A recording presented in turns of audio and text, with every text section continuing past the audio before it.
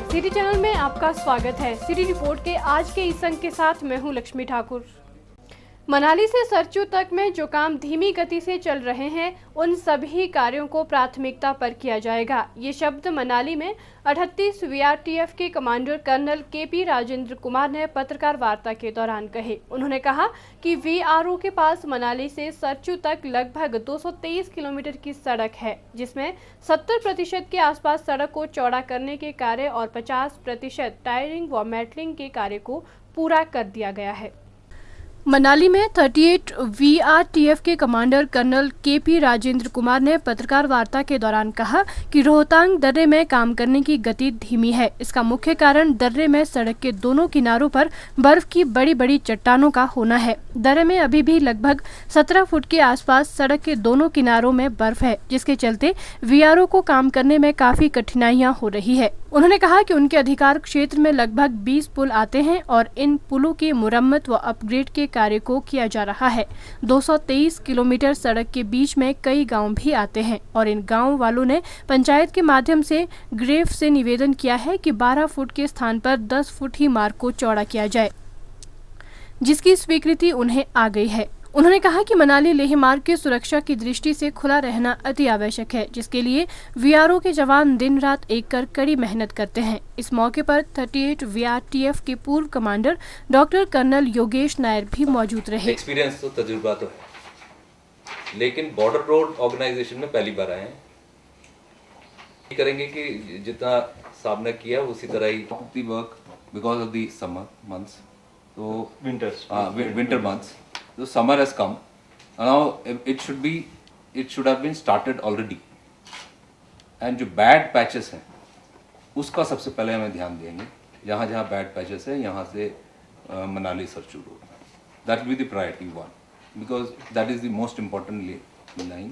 अभी उसमें ही सबसे ज़्यादा हमारी ट्रैफिक जाती है, तो उसी को सबसे पहले मेंटेन करना है। बैड पैचेस को प्रिपेयर करना है और जो काम रुका हुआ है सबसे पहले तो उसको स्टार्ट करना है। फॉर वेरियस रीजंस, पहले there is a ban on crushing, so उसको कैसे स्टार्ट करना है हमने बात किया है लोगों से, और कैसे हमने परमिशन लेनी है वो स्टार्ट कराया जाएगा। काम तो चल रही है, क्योंकि मैं देख रहा था बाकी एजेंसीज के काम चल पड़े हैं, हमारा काम अभी स्टार्ट होने, मैंने ये मेन रोड पे अभी बहुत ही स्लो मोशन में चल रहा है, उसको पिकअप करना है। एक बार पिकअप हो जाएगा, then we will address the bad patches. City channel के लिए मनाली से शिवराम राणा के साथ कमलेश बौद्ध की रिपोर्ट। जून का महीना यानी कड़कड़ाती गर्मी। जी हां, गर्मी की मार पंजाब, हरियाणा, दिल्ली जैसे भीड़भाड़ वाले इलाकों में ही देखने को मिलती थी, तो वहीं अब गर्मी का कहर हिमाचल प्रदेश में भी कम नहीं है। बात करें बिलासपुर की, तो यहां का पारा 40 डिग्री सेल्सियस को पार कर गया है, जिसके चलते लोग अपने घरों से बाहर निकलने से कतराने लगे हैं। खाली पड़ी ये सड़कें, बाजार में फैला सन्नाटा। ये तस्वीरें हैं बिलासपुर जिले की, जहां लोगों को गर्मी की मार इस कदर झेलनी पड़ रही है कि लोग अपने घरों से बाहर निकलने से भी कतराने लगे हैं। जी हां, हिमाचल प्रदेश पर्यटन नगरी के नाम से जाना जाता है, तो वहीं यहां के मौसम का मजा लेने दूर दूर से पर्यटक आते हैं। मगर इस बार पर्यटन नगरी को शायद किसी की नजर लग गई है, तभी इस बार गर्मी का सितम हिमाचल प्रदेश में भी देखने को मिल रहा है। वहीं बिलासपुर का पारा 40 डिग्री पार पहुंचा, तो मानो बिलासपुर की सड़कों पर सन्नाटा फैल गया। 2-3 दिन से बिलासपुर में बहुत ज़्यादा गर्मी हो रही है। इतनी गर्मी है कि घर से बाहर निकलना मुश्किल हो गया है, और आजकल लोग आइसक्रीम, जूस वगैरह पी के गर्मी से राहत पाना चाहते हैं। गर्मी का तो बहुत बुरा हाल है यहाँ पे। ये बिलासपुर शहर है, वैसे भी तपता है, लेकिन इस बार ज़रूरत से ज़्यादा है, ज़्यादा गर्मी है। बाकी पूरे हर जगह मौसम ऐसा है, ये गर्म हो गया है सब कुछ। ये शायद ग्लोबल वार्मिंग है जो हमें सचेत कर रही है कि हम अभी भी संभलें और कुछ ना कुछ करें इस टेम्परेचर को डाउन करने के लिए। गर्मियों की मार केवल लोगों को ही नहीं सहनी पड़ रही, बल्कि व्यापारियों और दुकानदारों को भी इस सितम के चलते अपनी दुकानों में खाली बैठने को मजबूर होना पड़ रहा है। दुकानदारों का कहना है कि चिलमिलाती गर्मी के कारण कोई भी ग्राहक नहीं आ रहा है, जिससे उन्हें आए दिन नुकसान उठाना पड़ रहा है। बिलासपुर में गर्मी इतनी बढ़ गई है, टेम्परेचर इतना ज़्यादा हो गया है कि हमें दुकान में खाली बैठना पड़ रहा है। इसकी वजह से हमें सारा दिन ऐसे बैठे रहना पड़ रहा है, और कोई ग्राहक दुकान में नहीं आ रहा है, इसकी वजह से हमें काफ़ी नुकसान उठाना पड़ रहा है। गर्मी का तो ऐसा है बिलासपुर में मतलब 40 डिग्री से ऊपर टेम्परेचर चढ़ गया, जिस वजह से आप देख रहे हैं कि पूरा का पूरा बाजार खाली है पड़ा हुआ। उसी वजह से हम लोग भी खाली बैठे हैं। आप देख रहे हैं कि एक भी कस्टमर नहीं है अभी। बस यही कहना चाहेंगे सर। और क्या किस तरह से बढ़ रही है? आजकल गर्मी इतनी बढ़ चुकी है कि लोग घरों से नहीं आ रहे हैं और हमारा सारा कारोबार ठप हो गया है। रोजी रोटी कमाना हमें बड़ा मुश्किल होता है। सिटी चैनल के लिए बिलासपुर से विजय भारद्वाज की report. All India girls Himachal track 2014 8वें दिन में प्रवेश कर गया। सांध्यकालीन संध्या में सांस्कृतिक कार्यक्रमों का आयोजन किया गया, जिसकी अध्यक्षता ब्रिगेडियर आलोक ने की। इस दौरान कैडेट्स ने भव्य रंगारंग सांस्कृतिक कार्यक्रम भी प्रस्तुत किए। इसमें सभी डायरेक्टरेट्स के बच्चे भाग लेते हैं।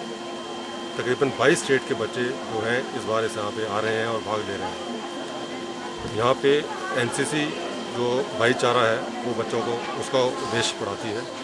नेशनल इंटीग्रेशन और आपस में हर एक स्टेट के बच्चे एक दूसरे से मिलते हैं और आपस में दोस्ती बढ़ती है और एक दूसरे कल्चर को समझते हैं, हिमाचल के कल्चर को समझते हैं। हमने यहाँ आकर बहुत कुछ सीखा। हमने कई जगह ट्रैक किया, मॉनेस्ट्री गए हैं, वहाँ पर हमें बहुत ही अच्छी अच्छी चीज़ें देखने को मिली। और यहाँ पर लड़के इतना प्यार करते हैं कि एकता में रहती है। हम यहाँ से यूनिट डिसिप्लिन जो एनसीसी का मोटो है ये सब कुछ सीखे जा रहे हैं। सिटी चैनल के लिए बैजनाथ से कमल गुप्ता की रिपोर्ट। उपमंडल देहरा का सिविल अस्पताल स्टाफ न होने के कारण खुद ही बीमार चल रहा है। हॉस्पिटल में डॉक्टरों की कमी तो है ही, लेकिन पैरामेडिकल स्टाफ भी पूरा न होने से मरीजों को हर रोज किसी न किसी समस्या का सामना करना पड़ रहा है। उपमंडल देहरा का ये हॉस्पिटल लगभग 4 लाख जनसंख्या को अपनी सेवाएं दे रहा है। देहरा उपमंडल का सिविल अस्पताल आजकल स्टाफ न होने के कारण खुद ही बीमार चल रहा है। अस्पताल में डॉक्टरों की कमी तो है ही, लेकिन पैरामेडिकल स्टाफ भी पूरा न होने से मरीजों को रोजाना कोई ना कोई समस्या का सामना करना पड़ रहा है। उपमंडल देहरा का यह हॉस्पिटल लगभग 4 लाख जनसंख्या को अपनी सेवा दे रहा है। मंगलवार को सिविल अस्पताल देहरा में एक घायल युवक का अस्पताल में एक्सरे न होने के कारण उसके परिजनों ने जमकर हंगामा किया। परिजनों का कहना था कि अस्पताल में रेडियोग्राफर के छुट्टी जाने से एक्सरे बाहर से अधिक पैसे देकर करवाना पड़ा। परिजनों ने देहरा अस्पताल के इंचार्ज के समक्ष उग्रता से अपनी समस्या को रखा। मरीज के परिजन दिनेश ठाकुर ने बताया कि उन्हें ये नहीं बताया गया कि अस्पताल में एक्सरे नहीं हो सकता, उन्हें एक्सरे बाहर से करवाना पड़ा। इस अस्पताल में सुविधा नाम की कोई भी चीज नहीं है। यहाँ पर प्राइवेट करवाया, इनके पास एक्सरे नहीं था। यहाँ पर अगर एक्सरे वाला नहीं था तो ये बताते कि एक्सरे वाला नहीं है यहाँ पर, तो हमको प्राइवेट अभी हमने जाकर वो प्राइवेट एक्सरे वहाँ से करवाया बाहर से। तो क्या इस हॉस्पिटल क्या फैसिलिटी दे रही है गवर्नमेंट और किस तरह का हॉस्पिटल है यहाँ पर कि पेशेंट को देखा नहीं जा रहा है, पेशेंट मरे जिंदा जो भी है कोई देखने वाला नहीं है। वहीं अस्पताल के इंचार्ज डॉक्टर गुरमीत ने बताया कि अस्पताल में कई दिनों से रेगुलर रेडियोग्राफर की पोस्ट खाली पड़ी है। उन्होंने स्वास्थ्य विभाग को इसके बारे में अवगत करवा दिया है। उन्होंने रोगी कल्याण समिति द्वारा एक रेडियोग्राफर रखा है, लेकिन इन दिनों वो बीमारी की वजह से छुट्टी पर है। आज जो रेडियोग्राफर है आज छुट्टी पे है। हमारे पास एक ही रेडियोग्राफर है जो आरकेएस में रखा हुआ है, वो आज छुट्टी पे। क्या रेगुलर पोस्ट है? रेगुलर पोस्ट है पर वो रिटायर हो चुका है। रेगुलर विभाग ने कार्रवाई की? हाँ, हमने बताया हुआ विभाग को बता रखा है। सिटी चैनल के लिए देहरा से गुलशन धनवा की रिपोर्ट। टटन नगरी चायल में बाबा सिद्ध चायल मेला बड़ी ही धूमधाम के साथ मनाया गया। मेले के समापन अवसर पर लोकसभा सांसद वीरेंद्र कश्यप ने बतौर मुख्य अतिथि शिरकत की। वहीं कार्यक्रम की अध्यक्षता नाहन के विधायक एवं पूर्व स्वास्थ्य मंत्री डॉक्टर राजीव बिंदल ने की। 3 दिनों तक चले इस मेले के दौरान क्षेत्र की भारी संख्या में लोगों ने आकर मेले का खूब आनंद उठाया और जमकर खरीदारी की। चायल में आयोजित बाबा सिद्ध चायल मेला धूमधाम के साथ मनाया गया। मेले के समापन अवसर पर सांसद वीरेंद्र कश्यप बतौर मुख्य अतिथि उपस्थित हुए। वहीं कार्यक्रम की अध्यक्षता नाहन के विधायक एवं पूर्व स्वास्थ्य मंत्री डॉक्टर राजीव बिंदल ने की। मेले के दौरान मेला कमेटी के सदस्यों द्वारा वॉलीबॉल प्रतियोगिता, दंगल व स्कूली बच्चों द्वारा सांस्कृतिक कार्यक्रमों का आयोजन किया गया। स्कूली छात्राओं ने एक से बढ़कर एक पहाड़ी नाटी, देशभक्ति के गीत व गिद्दा पर डांस प्रस्तुत किया।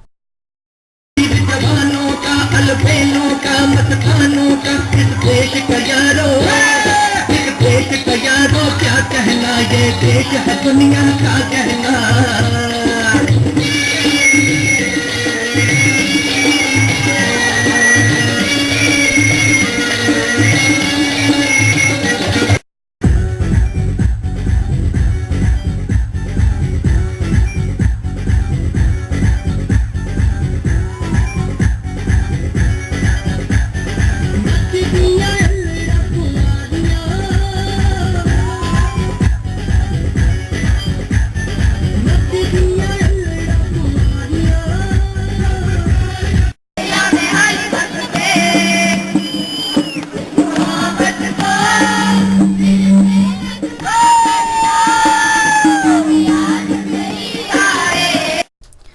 चायल में 3 दिनों तक चले इस मेले के दौरान क्षेत्र में भारी संख्या में लोगों ने आकर मेले में खूब खरीदारी की व मेले में आयोजित सांस्कृतिक कार्यक्रमों का खूब आनंद लिया।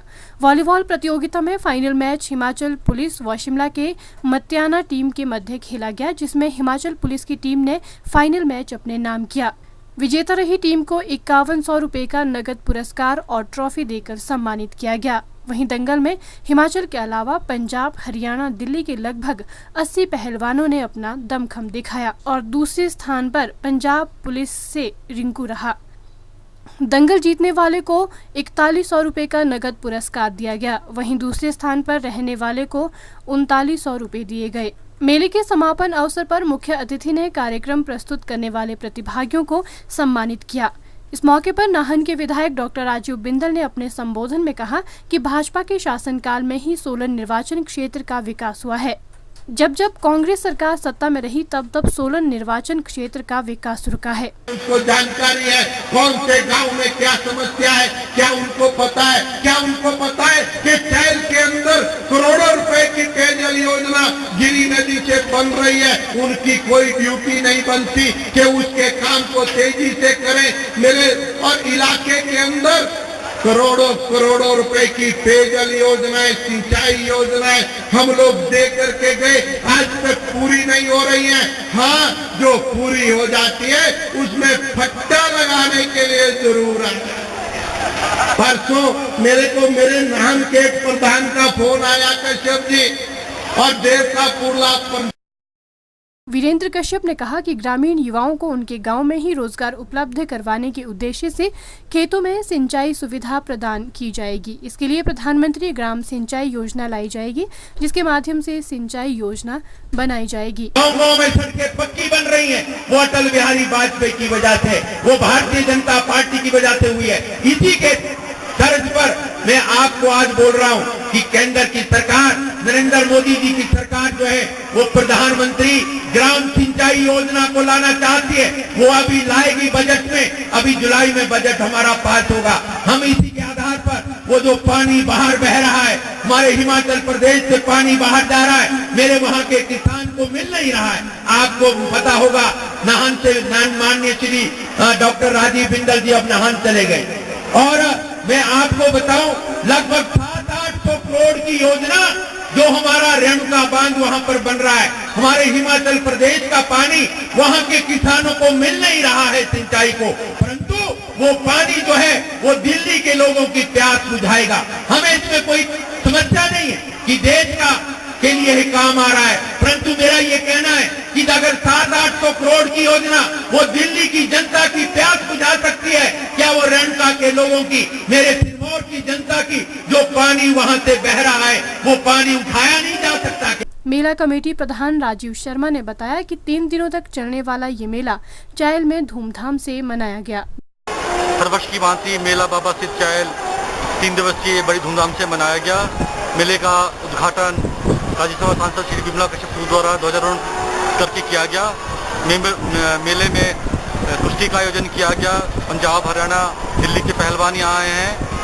सांस्कृतिक कार्यक्रम दोनों नाइट में किया गया है यहाँ पे, और आज आखिरी दिन मेले का समापन समारोह में हमारे नवनिर्वाचित सांसद श्री वीरेंद्र कश्यप जी मुख्य अतिथि थे, और आज कार्यक्रम की अध्यक्षता हमारे पूर्व मंत्री डॉक्टर राजीव बिंदल जी और वर्तमान में नाहन के विधायक डॉक्टर राजीव बिंदल जी ने की है।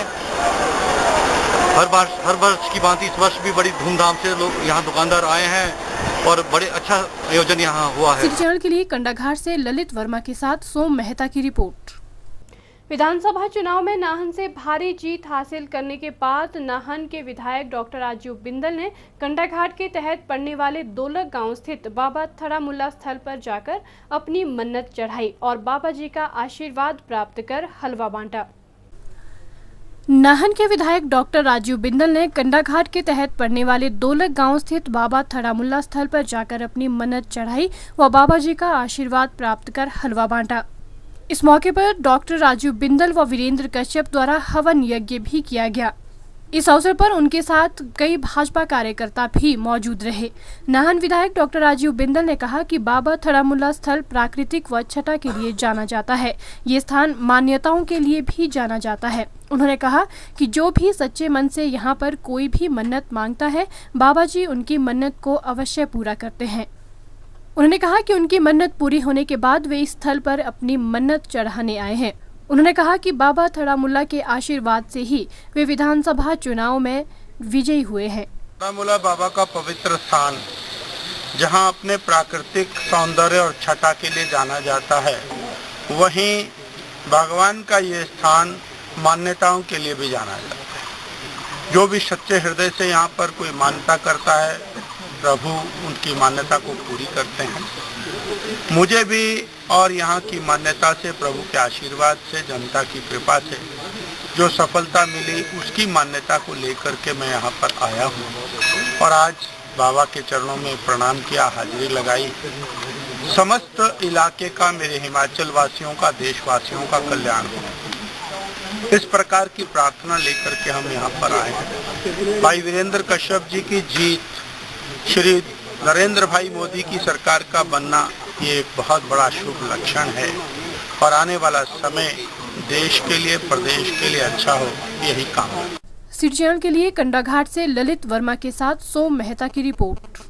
हिमाचल प्रदेश युवा कांग्रेस द्वारा शिमला के कांग्रेस कार्यालय राजीव भवन में एक बैठक का आयोजन किया गया, जिसकी अध्यक्षता हिमाचल प्रदेश युवा कांग्रेस के अध्यक्ष विक्रमादित्य सिंह ने की। लोकसभा चुनाव के बाद पहली बार आयोजित युवा कांग्रेस की इस बैठक में लोकसभा चुनाव में कांग्रेस को मिली हार पर मंथन किया गया।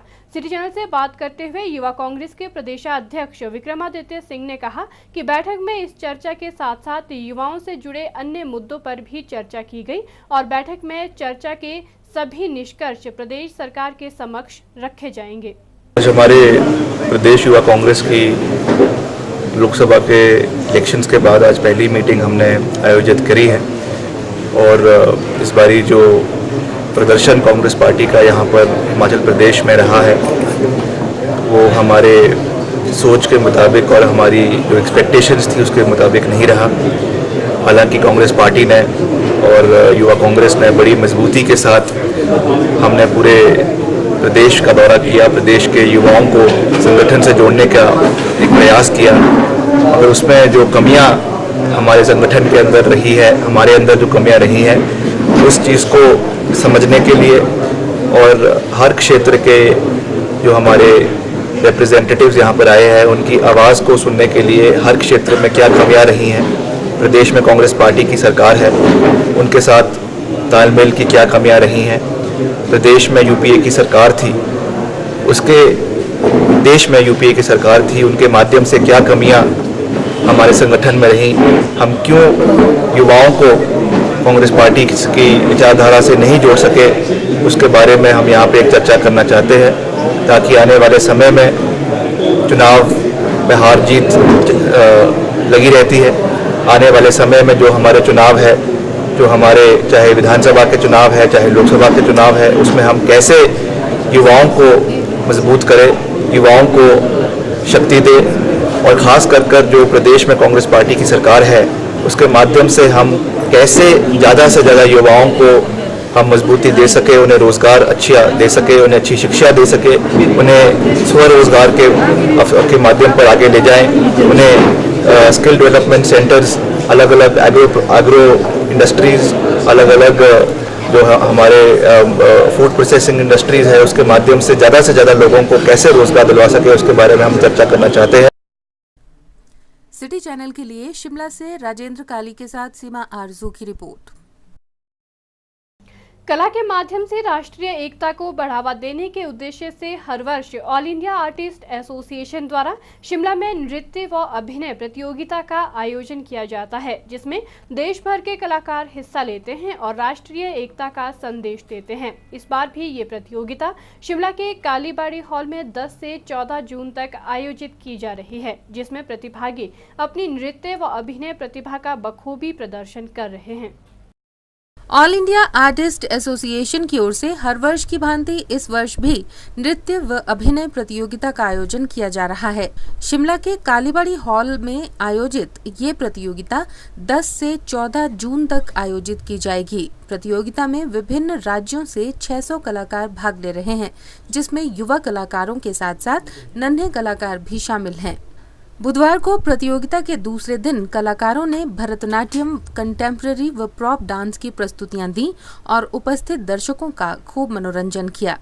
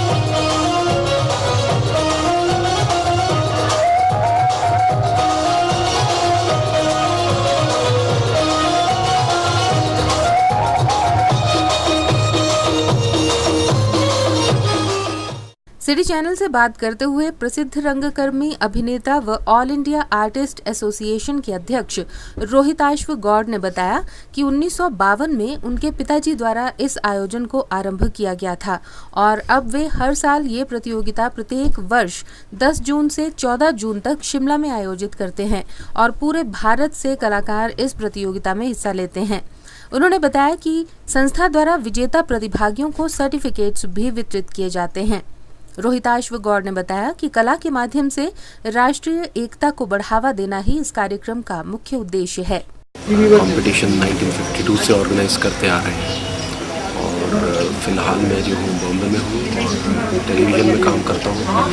अभी मेरा सीरियल लापतागंज सब टीवी पे आप देखते हैं, काफ़ी चर्चित है। इसके अलावा बहुत सारी फिल्मों में, एड फिल्म्स में मैं काम करते ही रहता हूँ। कार्यक्रम मेरे फादर ने 52 में शुरू किया था और उससे लगातार ये चल रहा है। यहाँ पर जो है करीबन 600 कलाकार पार्टिसिपेट कर रहे हैं। डांस है, ड्रामा है, सोलो डांसेस हैं और जो मतलब अलग अलग स्टेट्स हैं। थर्ड इसमें हम कैश प्राइज़ नहीं रखते, वो हमने परिपाटी शुरू से ही नहीं रखी। हमारी ट्रॉफीज़ होती हैं, हमारे सर्टिफिकेट की बहुत वैल्यू होती है, यहाँ भी जाते हैं वो लोग। विभिन्न राज्यों से आए प्रतिभागियों ने सिटी चैनल के साथ अपने अनुभव साझा किए। संजय राठवा है, गुजरात से आया हूँ। गुजरात में बड़ौदा से शिमला आने के बाद हमें यहाँ कश्मीर जैसा लग रहा है और मैं खुद डिसेबल हूँ, लेकिन डिसेबल होने से मेरा काम यहाँ से सीमित नहीं है। मैं कुछ भी कर सकता हूँ, कहीं भी जा सकता हूँ। हम डिसेबल हुए तो क्या हुआ, अगर हमारे दिल में कुछ करने की तमन्ना है तो हम कुछ भी कर सकते हैं। नॉर्मल को भी हम हरा सकते हैं। और सच में अगर हमें डिसेबल को इस तरह प्रोत्साहन किया जाएगा तो एक दिन डिसेबल ही अपने पूरे हिंदुस्तान में नाम सबसे आगे लाएंगे। बस वैसे तो मैं 5 साल से ये डांस किया जा रहा है। मेरे डांस का नाम है फ्रॉक डांस। शिमला आके कैसा लग रहा है? बहुत अच्छा लग रहा है। डांस कब से सीख रहे हैं और कौन सी अकेडमी से सीख रहे हैं? मैं 3 साल से डांस सीख रही हूँ और मेरी अकेडमी का नाम है मुआंगल। आज मैं कंटेम्प्रेरी करूँगी। मैं रायपुर से आई हूँ, छत्तीसगढ़ से। मैं सेमिस क्लास करने वाली हूँ, 1 साल से सीखती हूँ। सिटी चैनल के लिए शिमला से विक्रम कुमार के साथ सीमा आरजू की रिपोर्ट। धर्मशाला में 23 मई से 1 जून तक आयोजित की गई एथलेटिक्स स्टेट चैंपियनशिप में शिमला के प्रतिष्ठित लोरेटो कॉन्वेंट तारा हॉल स्कूल की 4 लड़कियों ने विभिन्न वर्गों में गोल्ड और सिल्वर मेडल हासिल कर स्कूल के साथ साथ अपने अभिभावकों का नाम भी रोशन किया है। गत 30 मई से 1 जून तक धर्मशाला में आयोजित की गई स्टेट एथलेटिक चैंपियनशिप में शिमला के लोरेटो कॉन्वेंट तारा हॉल स्कूल की 4 लड़कियों ने भी अपनी प्रतिभा का लोहा मनवाया। इस प्रतियोगिता में स्कूल की 2 छात्राओं ने एक गोल्ड और एक सिल्वर मेडल हासिल किया, तो वहीं 2 छात्राओं ने सिल्वर मेडल हासिल किए। इस मौके पर स्कूल की प्रिंसिपल सिस्टर स्टेफनी ने कहा कि छात्राओं ने मेडल हासिल कर स्कूल का नाम रोशन किया है, जो काफी गौरव की बात है। हम लोग के बच्चे लोग ऐसे देखेगा तो हम लोग को ग्राउंड्स भी नहीं है प्रैक्टिस करने के लिए, फिर भी हमारा सर दिनेश सर उन लोग को तो बहुत जो सिखाना है सिखाया, और इसीलिए वो खुशी की बात है जहाँ हम लोग को लिए प्रॉपर ग्राउंड भी नहीं है, फिर भी बच्चे लोग ने इतने अच्छे से किया है, और कंपटीशन भी टफ था, तो इसीलिए हम लोग के लिए तो बहुत खुशी की बात है। स्कूल की शारीरिक शिक्षा के अध्यापक दिनेश ठाकुर ने कहा कि इस प्रतियोगिता में कड़ा मुकाबला था। उन्होंने कहा कि कड़ा मुकाबला होते हुए भी छात्राओं ने अपना बेहतरीन प्रदर्शन कर मेडल हासिल किए हैं, जो गौरव की बात है। हमारे स्कूल के बच्चों ने 19 एथलेटिक स्टेट चैंपियनशिप में पार्टिसिपेट किया, जो धर्मशाला में स्टेट एथलेटिक्स एसोसिएशन द्वारा ऑर्गेनाइज की गई थी। ये साल में एक बार इस तरह का इवेंट होता है जिसमें पूरे हिमाचल के बच्चे आते हैं, जिसमें सीनियर और जूनियर दोनों वर्ग के प्रतिस्पर्धा होती है, और इन प्रतियोगिता में कंपटीशन काफ़ी टफ रहता है क्योंकि इसमें ओपन होती है, और इसमें स्पोर्ट्स हॉस्टल के बच्चे साई के और जो दूसरे गाँव के बच्चे हैं काफ़ी अच्छे उनका स्टैंडर्ड रहता है। तो ये धर्मशाला में 31 मई से 1 जून तक 3 दिन का इवेंट था। इसमें हमारे स्कूल के 5 बच्चों ने भाग लिया, जिसमें शायरा भारद्वाज और स्वास्तिका शर्मा ने एक गोल्ड मेडल और एक सिल्वर मेडल अपने अपने इवेंट में जीता है, और डायना कार ने सीनियर वर्ग में 2 सिल्वर मेडल 1 ब्रॉन्ज मेडल जीता है। इंजना ठाकुर ने 1000 मीटर रेस में सिल्वर मेडल जीता है। वहीं इस मौके पर विजेता छात्राओं ने अपनी जीत की खुशी का इजहार किया और जीत का श्रेय अपने अध्यापकों और अभिभावकों को दिया। छात्राओं ने कहा कि वे राष्ट्रीय स्तर पर भी अपनी प्रतिभा को दिखाना चाहती है। मेरा नाम शायरा भारद्वाज है और मैं क्लास 10 सिली में पढ़ती हूँ लोरेटो कॉन्वेंट में। मैंने एक गोल्ड और एक सिल्वर मेडल जीता है। This is a very happy and most best feeling in my life because you can see Shimla does not have any ground. बच्चों को प्रैक्टिस करने का मौका नहीं मिलता है, and then going out there and competing with the sports school people, it's like a very very good experience, and winning a gold medal that was the best thing I ever did. और वहाँ के बच्चे बहुत बहुत अच्छा दौड़ते थे। वहाँ की लड़कियाँ मतलब उन लड़कियों के मसल्स थे, और हम तो बहुत ही क्या कह सकते हैं, उन लड़कियों से कम्पीट करके गोल्ड मेडल जीतना बहुत बड़ी बात है, और मैं बहुत खुश हूँ। मेरा नाम डायना कर है एंड मैं +2 ह्यूमैनिटीज़ में लोरेटो कॉन्वेंट तारा हॉल में पढ़ती हूँ। मैंने 2 सिल्वर और 1 ब्रॉन्ज जीता है and I am very proud of it. This was my first experience in states and the competition was very tough, and वहाँ पे स्पोर्ट्स स्कूल के बच्चे थे एंड उनकी ट्रेनिंग एंड प्रैक्टिस जैसी चलती है, उनके सामने इतना अच्छा परफॉर्म करके I am very proud of it. I am Swastika Sharma, studying in 8 rows in Tara Hall.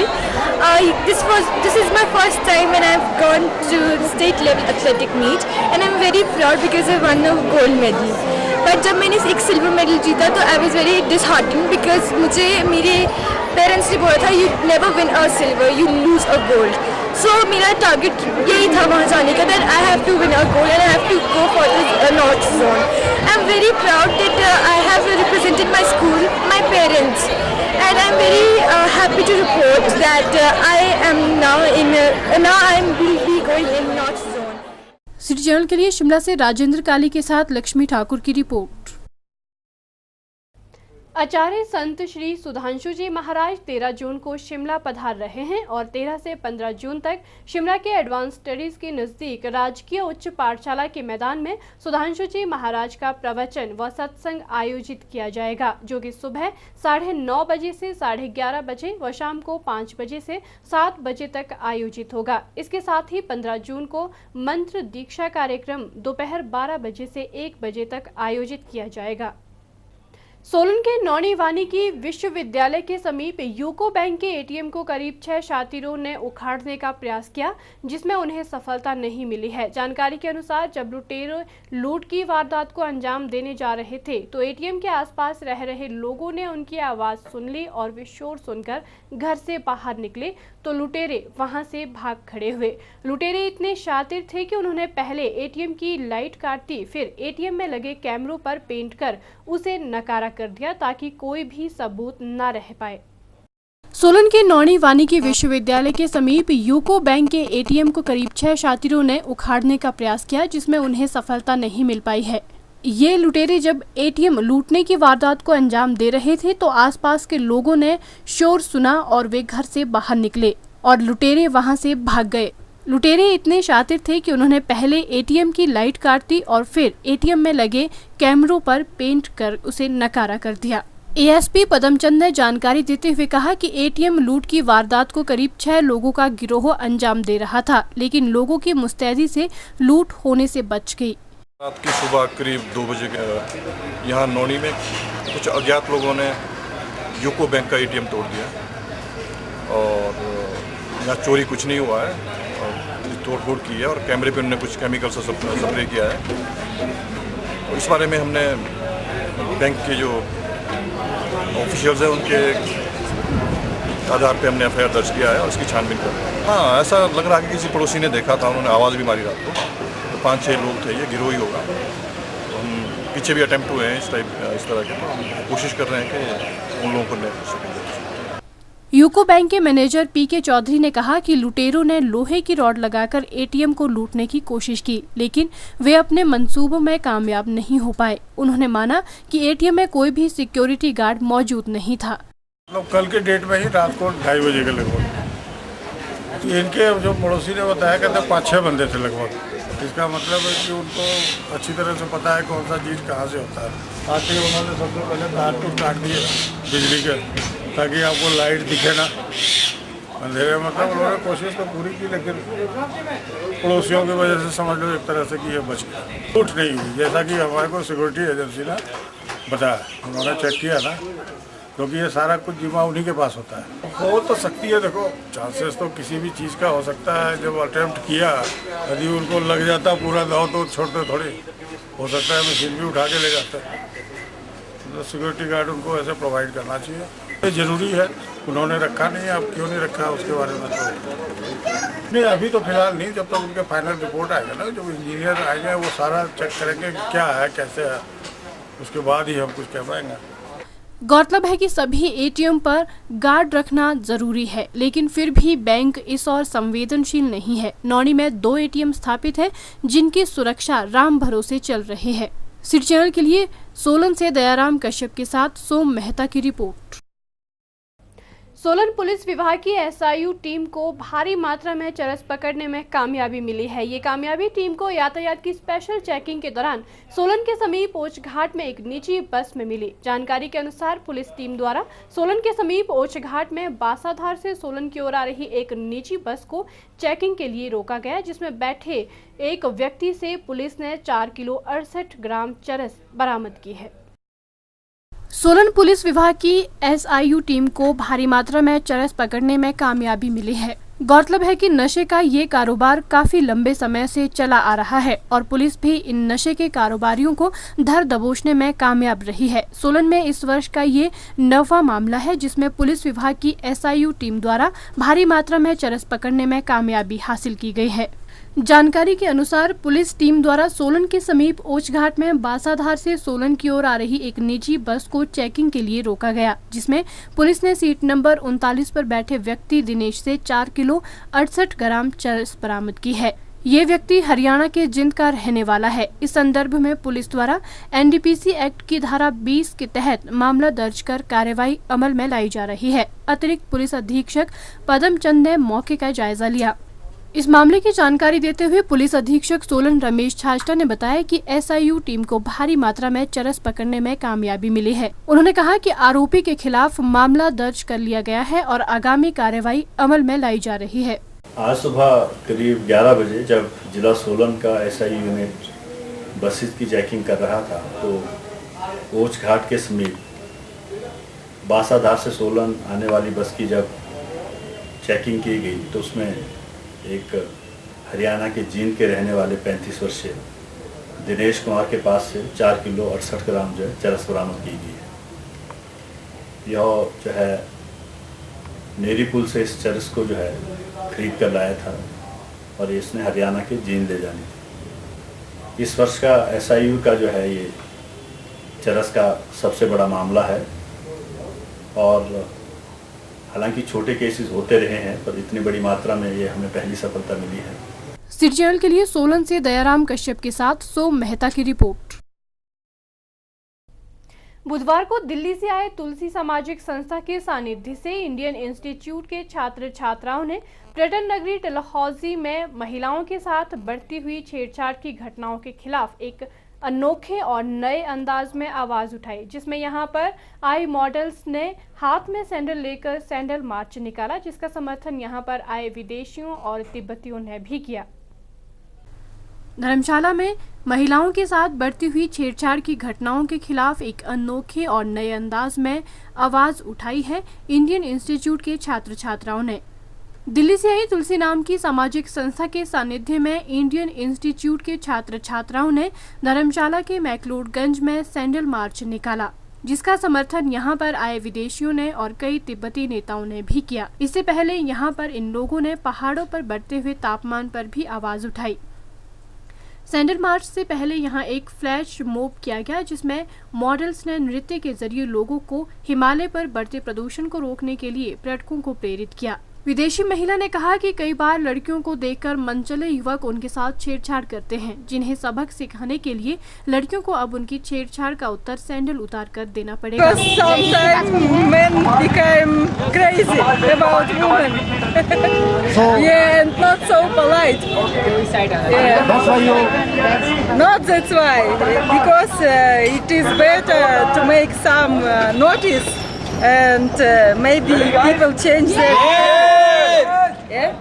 आयोजक गोपाल का कहना है कि इस कार्यक्रम का आयोजन दिल्ली की समाज सेवी संस्था द्वारा करवाया गया, जिसमें INNM के एंकर व मॉडल ने भी भाग लिया। है हमारी दिल्ली में उसके एसोसिएशन में INNM के स्टूडेंट्स हैं, यहाँ पे मॉडल्स हैं, आर्टिस्ट हैं, तो उन्होंने मिलके एक सोशल इवेंट के लिए यहाँ पे एक एनवायरनमेंट के लिए अवेयरनेस क्रिएट किया, जिसमें हमारी इकोलॉजी जो है पहाड़ों पे गर्मी बढ़ती जा रही है दिन प्रतिदिन। उसमें पहले एक फ्लैश मॉब किया, फिर हम लोगों ने एक सैंडल मार्च किया। यहाँ पे फॉरेनर टूरिस्ट आते हैं, फ्रॉम अक्रॉस द वर्ल्ड यहाँ पे आते हैं, और उसके बाद यहाँ पे कुछ उनसे छेड़छाड़ की जाती है, सब कुछ किया जाता है, लेकिन वो लोग शिकायत नहीं कर सकते, पुलिस स्टेशन नहीं जा सकते, बिकॉज वो अवॉइड करते हैं लीगल उसमें पढ़ने से, प्रोसीडिंग्स में पढ़ने से, because they have to go back to their country. तो इसलिए यहाँ पे सैंडल मार्च किया थिएटर आर्टिस्ट ने। ये Indian institute of new media Delhi और तुलसी जो NGO है उसके एसोसिएशन में। तुलसी समाज सेवी संस्था के अध्यक्ष गौरव राजगुप्ता ने कहा कि मीडिया द्वारा पूरे देश से सहयोग चाहते हैं कि देश के सभी लोग महिलाओं का सम्मान करें और आज का युवा जागरूक हो। देश में करप्शन करने वाले व महिलाओं के साथ छेड़छाड़ करने वालों को बख्शा नहीं जाएगा। अगर फिर भी लोग ऐसा करते हैं तो वे महिलाओं से चप्पल खाने के लिए तैयार हो जाएं। का जवाब ढूंढने के लिए हम लोग हिमाचल आए हैं और मुझे उम्मीद है हमारे तमाम कार्यक्रम से इन तमाम सवालों का जवाब मीडिया को, हमारे दोस्तों को आपके चैनल्स के थ्रू मिल गया होगा। आपके चैनल्स का बहुत बहुत हम लोग शुक्रिया करते हैं, आप लोग यहाँ पर आए, सभी मीडिया फ्रेंड्स का। आपके द्वारा, मीडिया के आपके चैनल के द्वारा हम ये मैसेज पूरे देश में फैलाना चाहते हैं कि महिलाओं का सम्मान करें, महिलाओं को छेड़ेंगे तो चप्पल खाने के लिए आप तैयार रहें। आप करप्शन अगर करते हैं तो मार खाने के लिए तैयार रहें। ये यूथ वो नहीं है जो चुप होकर बैठेगा, ये जवाब देगा और प्रकृति भी जवाब हमको दे रही है। अगर हिमाचल में 41 डिग्री टेम्परेचर जा रहा है तो इट्स अ वेकअप टाइम। आज नहीं जागे तो कभी नहीं जाग पाएंगे। सिटी चैनल के लिए धर्मशाला से मृत्युंजय पुरी की रिपोर्ट। सिटी रिपोर्ट के आज के इस अंक में इतना ही। प्रदेश भर की जानकारी के लिए देखते रहिए सिटी चैनल। नमस्कार।